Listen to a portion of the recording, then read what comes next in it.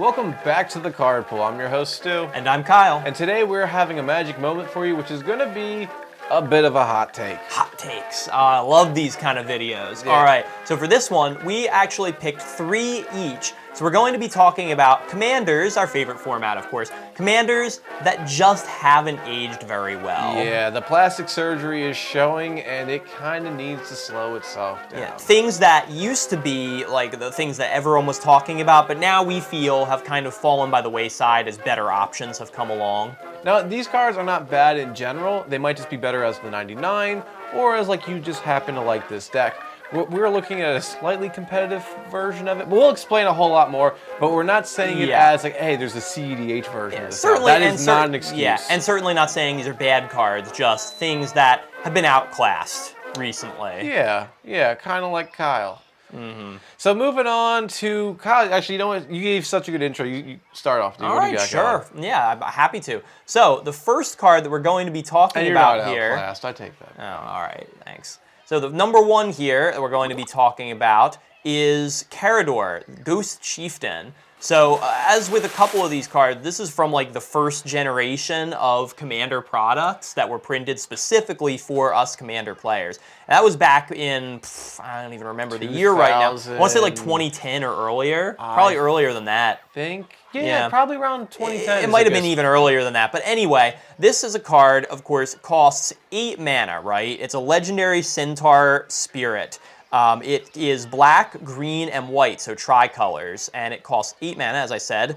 However, it can cost 1 less to cast, 1 generic less to cast, for each creature in your graveyard.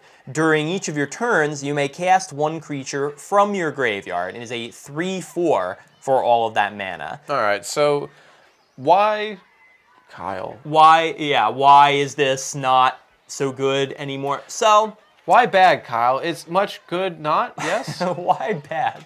All right. So, no, Karador is not bad. And honestly, I do look back at this card every once in a while and think, you know, maybe I could like build a cool deck with that. But it's just, for one thing, it does cost a lot of mana. You have to get creatures into the graveyard to even get it out in a timely fashion, which honestly isn't actually that big of a deal in most circumstances. Well, it's in dredge colors, so it shouldn't in theory be so horrible.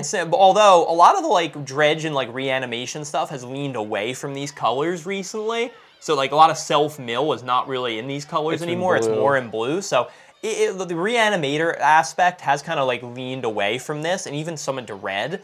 But this, during each of your turns, basically for all of that discounting and all that, like playing a 3/4 for maybe just 3 mana, whatever, during each of your turns, you can cast 1 creature, just 1, from your graveyard. And I look at the card and I'm like, is that it? Is that all you do? Like, I know like I sound like such a spoiled brat saying that, but we have so many amazing commander options today that do like 5 different things. And looking at this, just doing 1 thing like that, I'm like, wow, that's kind of boring, isn't it? Well, I think you're not wrong. I think if you want to use this commander, it kind of has to be a different style. Like, I would almost want this to be, as for now, a Voltron kind of strategy where you're putting stuff into the grave that give this thing solely the advantage to try to win through combat damage with commander damage, I mean. Interesting. Like, that would be my hot take on this. Like, all right, sure, like, why wouldn't I want to put something in there like a Filth or a Brawn or a Glory or Valor, right, so you could just make it cheaper, sure. But yeah, that's something no, like cheaper, but gains effects. Right, no, I get it. But if you look at something like more modern, like Marin of Clan Nel Toth, probably the best reanimator commander there is. Just by playing it out, you start getting free value every single turn. Say that's a little too much right there. Okay, well, what's your choice then? I would say Muldrotha. Like, again, we're changing the color a little bit, like you said, towards blue, but you're able to cast 1 of each permanent type, which expands a little bit better. Yeah, well, I was gonna say even that. I don't necessarily agree with you, but even that is better than this card. Yeah, and I agree. But but if we're staying in. Not Naya, Sultai? Abzan. That's what this is. Who would you suggest is a better Abzan? Oh, Abzan? I don't know. Well, it just like generally or Reanimator? This?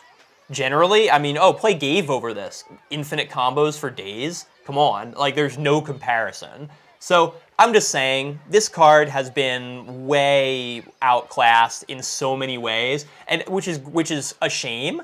because this used to be a really, really powerful commander deck. Back when it was in the first day, you printed. would see it. There was so much that would go in. And the cool thing is actually they were all different. You could stylize them in a different way. It wasn't all just one set theme. Yeah. Like, sure, Reanimator was a part of it, but they would sometimes do big stuff. They would sometimes just do very toolboxy. Yeah. And I kind of miss that a little bit. Like, you get a little less of that now with the newer commanders, but I will agree, like, the power level on this has faltered. Yeah, and when you have options like Marin, like I said, that just starts reanimating things the second it comes out for nothing, basically, there's no comparison. Yeah. Unfortunately. Sorry, Karador. But again, this is also our opinions. We aren't correct, and we are definitely going to have a lot of subjective thoughts. So if you run these decks, also let us know why you run them and like what makes them truly shine for you. Or give us a deck list. We love checking out deck lists, so if you have a tapped out account for that, send us a link. We'd love to check it out. I always think I'm right, but I'm open to be proven He wrong. likes to think he's right, and that's why he's a special, special guy. All right. Now, Well, what's moving your on to next one my here? card over here. Now, this one is also going to come from a commander set. We are going to be looking at a card called Damia, Sage of Stone. Now, that, first of all, awesome name for a commander right there. This is a 7-drop commander for generic, and this one puts it directly into... That's Sultai? Yes, that's Okay, Sultai. that one's Sultai. A black, a green, and a blue. And now this is a legendary creature. It's a Gorgon wizard, which we don't see a lot of Gorgons. It has Death Touch. It's a 4/4 body. And at the beginning of the upkeep, if you have fewer than 7 cards in your hand, you will draw cards that equal the difference. However, you will have to skip your draw step. Ugh, So- you are right. This did not age very well. Yeah. What garbage. Like originally when this thing came out, like they were like Necropotence as a commander. Yeah. And at the time, Sure, maybe. kinda, like it was kind of something Yeah. else like that. It made it so you had the ability to play out your hand with very little issues. Yeah. And which is great because in black you pay life. No paying life here, but you're in blue. So the drawing cards shouldn't really be an issue, which is kind of the thing that makes you stop and think, like, sure, it has Death Touch, but... Well, is it at least big? No, it's a 4/4 for 7 mana. Yeah. What is that? Like, you kind of want a little bit more with this. Now, again, if this was to be remade as another commander, like, we've seen... Who's the one when they attack? You put an angel, a demon, or a dragon. Oh, Kalia, Like we've seen Kalia get revamped as a new variant. I think Damia, how do you say it? Damia. Damia is indeed ready for a revamp. I think we already did. It was called Leovold, and that was horrible. That's not Leovold at all, dude. Well, it's close. All right. No, it's nothing like And Leovold. it's close. It's a similar concept, and we all know that card got banned because of how stupid it was. So I really don't think we need another Damia, if I'm being honest. This is not Leovold, dude. However, I do have a question for you. How much mana less would this have to cost for it to be actually playable? I want to say it should be 4. It should be a 4-drop. I want to say 5. Because like honestly, 4 mana, 4/4 Death Touch with those abilities, is that too powerful? I honestly don't think it is. Well, In today's game, all right. come on. In today's game, with it being in a mythic slot and everything like this, Yeah. I still would want it to be a 5 because again, you want to be at that point in the game where you've exasperated your resources. So when this comes out, it's going to be able to be a little bit more substantial. If this were a 5-drop, I might consider it. I mean, also, I kind of would like this thing to have like blanket Death Touch. Your creatures have Death Touch. Yeah, that would be a little bit pretty more of a cool. saving Yeah, I grace would on like this. that. I mean. Yeah. Well, I don't. Beyond that, lowering the cost, I still don't think makes this card that great. Well, like I said, if this were like a 4 or 5-drop, I might consider it. But yeah, 7 is just way too much for something that basically doesn't contribute to the game at all. I mean, it is a creature you could cheat it into play because you are in black. Like, all right, sure, I need card draw. This would be a decent tech card in this color, in these colors. But again, not for 7 mana. Yeah, probably not. Again, sorry, it's not that good anymore. All right, so what do you got kicking for us? All right, so for my number 2, I'm going to talk about one of the original Voltron commanders, Rafiq of the Many. Nope, not that one. Yeah, not that one either. Not that one either. Not that one either. It's the very last one on the list here. So not that one either. Yeah, not that one. If you're wondering who we're talking to, it's our tech guy, and I might have labeled things poorly. There we go. Nope, nope, one back. It was the other there one. There it is. All right, sorry. There we go. This is what the card is. Sorry. We'll make that our own mini game segment Yeah. right there. All right, so Rafiq of the many, Kyle. Yes, read so it this and then tell us your is, take. again, this was, like I said, one of the original Voltron commanders. It's a 4-drop, and this is in the Bant colors, so green, white, and blue. It's a human knight, legendary, of course, 3/3, with Exalted. So whenever a creature you control attacks alone, that creature gets +1/+1 until end of turn. And whenever a creature you control attacks alone, it gains double strike until end of turn. So, just attacking alone, this thing is a 4/4, 4/4 with double strike potentially. So this, at one time, was one of the most feared Voltron commanders there was, because double strike, admittedly, is a really powerful ability. So if you suited this thing up with enough equipments and auras to make it unblockable, it could kill people very quickly. With the commander damage. Yeah, and in these colors, that's actually not that difficult to do. No, and this is the colors of ramp, Yeah. this is the colors of equipment. Right. However, let's look at the competition today. I mean, just from the Forgotten Realms commander set, Galia, the legendary elf that lets you cast auras and equipments from the top of your deck, as an in addition to your hand, equip them for free, mind you, in these exact same colors. That starts to make the whole, oh, I get double strike if I'm attacking alone thing look pretty lame, if I'm being honest. Yeah. From just pure card advantage standpoint. And also what we've been seeing from like the new Kamigawa set, where we had the samurais that care about attacking by themselves or on their own. Like, I feel like this kind of needs red in it for the whole attack triggers to be fully taken advantage Yeah, of. well, with that's the thing. That's the thing. Like, white has some of those cards, but green and blue very limited. Yeah, in that sense. I really don't think this needs blue. This would have been a very cool Naya commander if they were to put it that way. Perhaps. Now, I still don't think it's powerful enough. But perhaps. I don't think it would have been as powerful as enough. But like again, for Naya, they're trying to do a weird token thing. I really think Naya is done totally wrong. But I think if they were to make this guy have that, this kind of fits the build. You know, like Yeah. it wants to be kind of one with nature. It likes its combat. It figures out what's going on. It wants to grow. I think this would have been it. I still think it needs a little bit more as well. Yeah. But in red, with having that stuff where you could have multiple combat steps and everything else like that, it might have been a little bit better. And the thing is, this alone, this has just no card advantage whatsoever to it. Like, honestly, if you're looking for a Voltron commander, I would rather play mono white and play SRAM over this. Really. Like, why wouldn't you do that? It's just on the basis of card advantage alone. That's a really good argument. I'm not going to really dive into that one right there. I'll let that one be your hot seat. Just on the basis of card advantage alone, why would you not make that trade? I agree. It would need a couple more things. Like, it doesn't... The thing is, they try to make this loose enough where it's not contingent on just using auras or equipments. Like, they just knew you wanted to attack alone. Why? I don't know. You guys figure it out. But again, this is also... This is Conflux. So this is... Oh, no, this is Shards of Alara. Shards of Alara. So, like, that was kind of when Commander was still on the cusp of being a thing. Yeah. So, to them, they might have been thinking this might be a potential legendary for that format if it survived. Oh, like I said, yeah, like, back in the day, this was really something to be feared, but now it's just kind of like, yeah, doesn't really do a whole lot, does it? No, and it's not even really in the 99 anymore either. No. But moving on to my card, hopefully we have this image lined up a little bit better. Yes. Sorry for that. Going to Stu's, number 2, we're looking at a card called Maelstrom Wanderer. Now, this is an 8-drop card. Oh, that is the correct image right there, Jason. Thank you very, very much.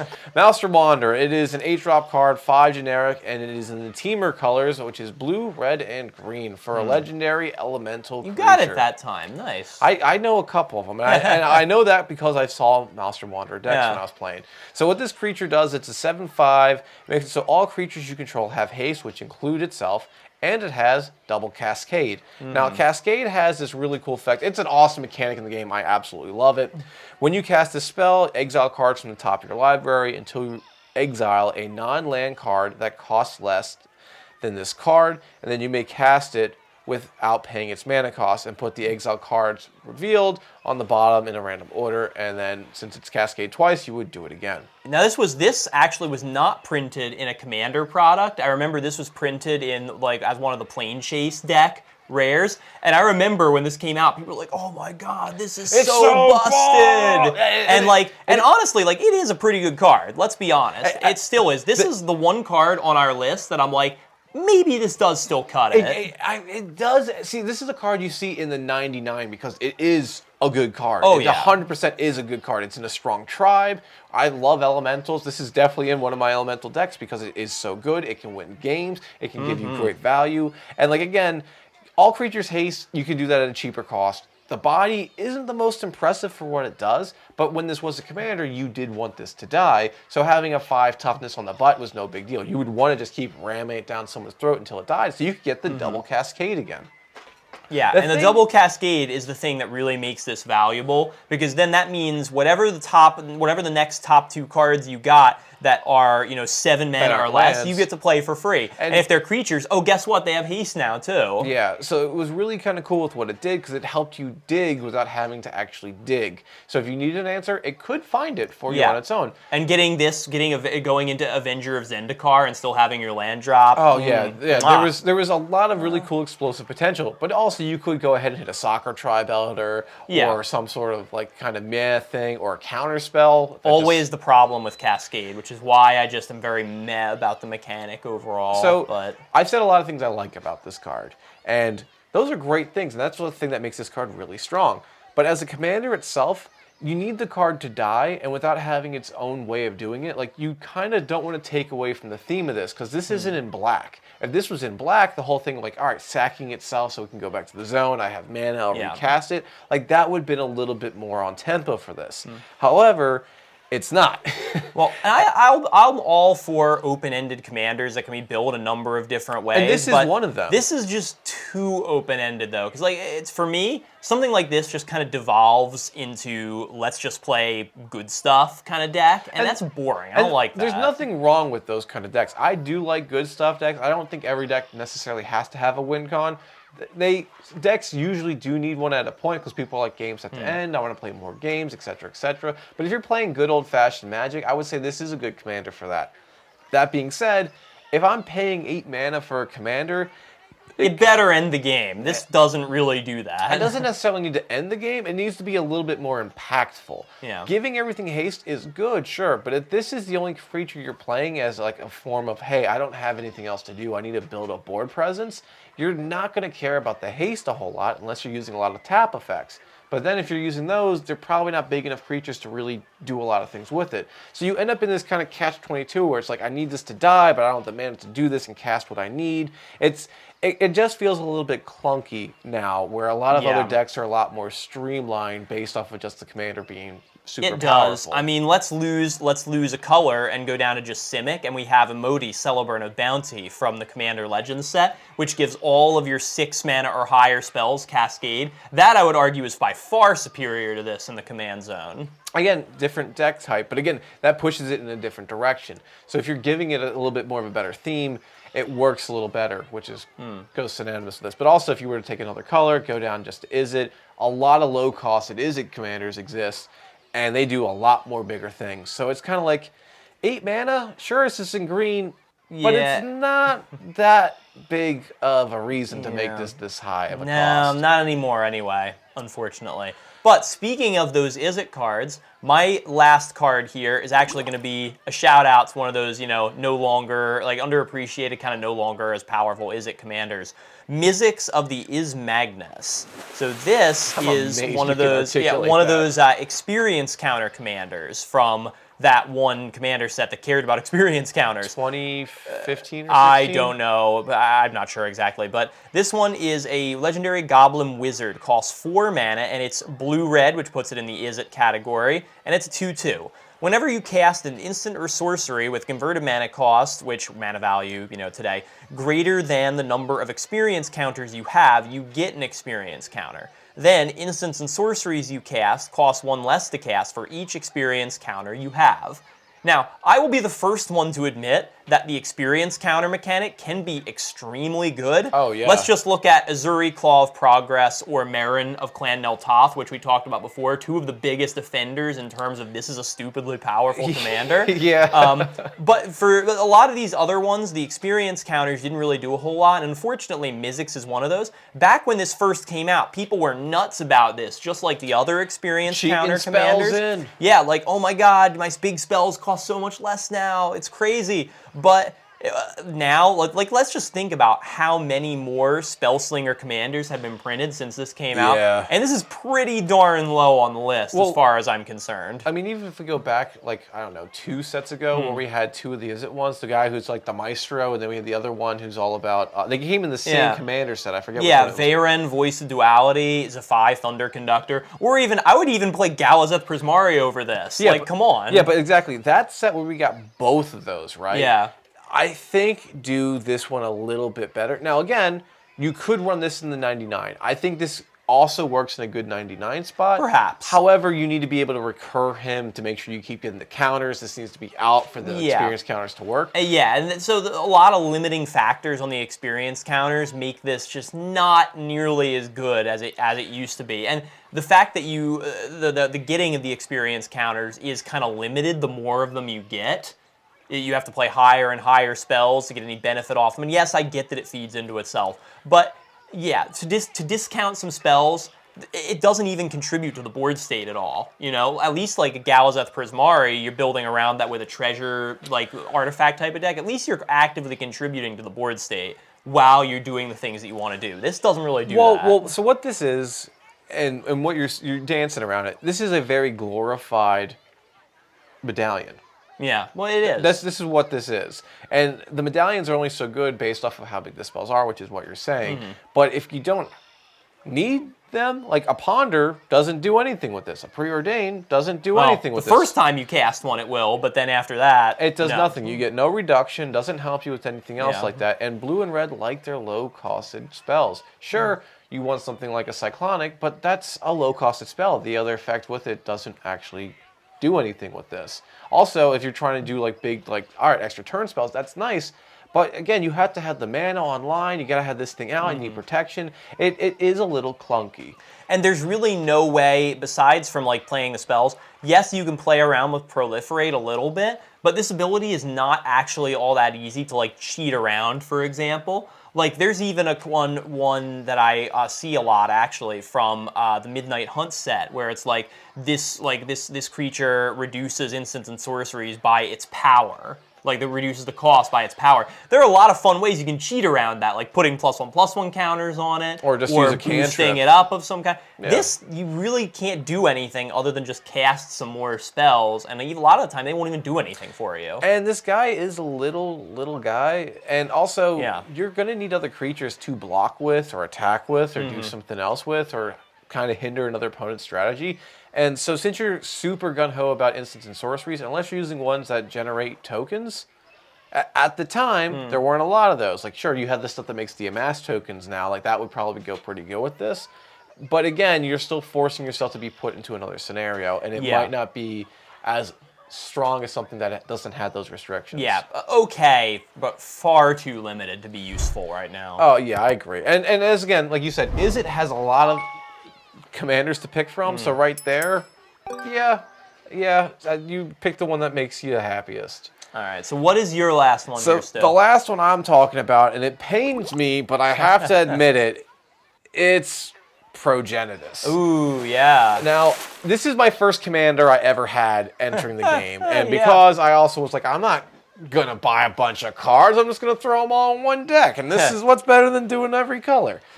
So what Progenitus is this is a 10-drop Hydra avatar. It costs double Skittles, actually, or as the community says, Wooburg, double Wooburg.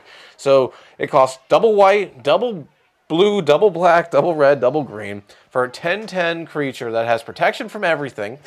And then if Progenitus will be put into a graveyard from anywhere, reveal Progenitus and shuffle it into its owner's library instead. So that second effect doesn't really matter too much in Commander because you can only run one of them unless you have some bizarre way to do that. I really don't think there is a way.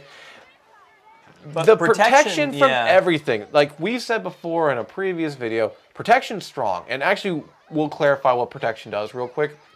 Protection makes it so if a creature has protection from something, it can't be targeted with it, it can't be damage. It can't be blocked by it. Damage can't be dealt to it from that. So if you choose a color source like red, a Blast and Sack would do 0 damage to it. If a green creature is attacking and it has protection from green, it does no damage to it unless it has trample. Then it would just be dealt to the player. So just think about how the protection from everything then extends to like everything you could possibly think of. So It has protection from creatures, meaning it is unblockable. It a- has protection from all it's in colors, sorceries. meaning it can't be damaged by anything. It has protection from things that could target it. Protections it can't from be enchanted. artifacts. Yeah. So the really cool thing about this is this hits a couple things where most other things with color don't. Like, colorless creatures are something that kind of usually slip through the void of protection. But this can now protect itself from that, which is really nice. The problem is, this doesn't protect itself from board wipes or any kind of global enchantment that, like a moat, for example. Yeah, well, that was kind of the thing. Like when we were first getting into Commander, Stu had this as his commander, which was very scary at the time, mind you. But I was playing my like blue-white flying tribal deck, and I would just throw down a Teferi's moat saying, "You can't attack with Progenitus," and then he would just cry a little bit because there was basically no way around it. There was a couple ways I had to like bounce it to try to be able to pierce through, but it was limited in that regard. But also the protection, one thing we didn't mention is that this also is one-sided. It's kind of like Shroud. It's not one-sided. You can't go ahead and equip stuff to this or target it with other things. Like if you wanted to try to make this thing unblockable, you had to figure out a different way to do it. You couldn't Rogue's Passage it to make it so it would hit. So it's kind of on its own for what it does. It still does a lot, but it doesn't untap unless you have something else that goes through it. So like you could use a Deadeye Navigator on this because that would get around the protection, which is pretty nice. Or you could use a Murkfiend Liege to go ahead and Anthem this thing to make it bigger and untap and stuff like that. But again, you have to play towards that to do this. And for double Skittles, it's too much. That's for just a big Voltron commander. You could do this so much quicker for so little mana. So you could use literally Fist of Suns twice to play anything that's incredible. Yeah. Or use whatever the commander is that has the built-in Joda into it to twice just for anything. It could be literally anything, and it would probably be a drop more impactful for than what this is. I love this card. I do love also how when you're playing it, you have the potential to be really quick with the commander damage, and that's a great thing. And you are in 5 colors, and you can do anything.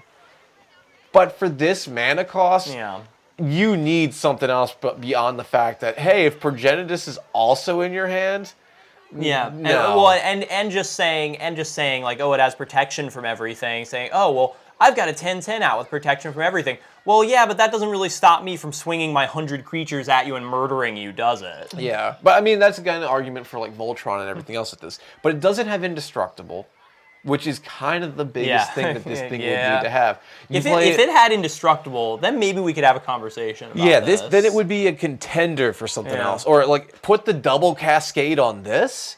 That would make sense. Give this haste and everything else you have as haste. It really doesn't make a whole lot of sense why it didn't have that, does like if you would have had this thing eat Maelstrom Wanderer Yeah. and give it all of its stuff, that is a commander for 10 mana right there. But like anything else we looked that's in the 5 colors, it works in a tribal synergy. Like, sure, this isn't trying to force it into anything particular, but it does something a drop more. And usually it's for half the Skittles. Yeah, but I mean, fun card for sure, but there are a lot of better options, let's just say that. Yeah, this is like the way how people look at Platinum Angel, they still look at Progenitus the same way, where it's like, oh, wow, I can't believe they printed this card. And this is definitely a very cool, fun card. And I miss when we would play our BS Magic games. I do a little bit when it's like, this is my first deck, and I have Send Triplets in here, and a Maelstrom Archangel, and like Rise the Redeemed, and it's like the goofiest decks, and we'd end up in the funniest scenarios. But it just doesn't really hold up. Yeah, unfortunately not. But that does conclude our look at some of the commanders that just don't have what it takes anymore, to us anyway. Just our opinion. It's our hot take. We are expecting to have to defend these online extensively, so that is fine. Feel free to tell us where we're wrong, but also let us know what commanders you think are also aged. There's a ton of them out there where people are like, dude, don't even play that deck. Take that out. Literally, just swap this commander in. Way better deck. You don't have to do anything else. And it's like, those exist. Things in this game are going to get aged. Oh, yeah. And so you know where to find us for all of these comments that you may have. Please. You can find us on Reddit. You can find us on Facebook and Twitter. Also, you can find all of our deck lists at Tapped Out. And of course, our handle on all of them is TheCardPool. And We're even on podcasts now, so you can come yell at us on podcasts too if you don't agree with our opinions here. We're not going to get any likes on this video at all. Probably not. Probably not. That's okay. It was fun. Oh, jeez. All right. Well, until then, I'm Stu. I'm Kyle. And it was nice knowing you. Oh, yeah. We'll see you next time on the at TheCardPool. TheCardPool. Oh, we knew what we were signing up for. Yeah. When we thought of How many this. comments we can get on this one? What's the over under 5? Maybe.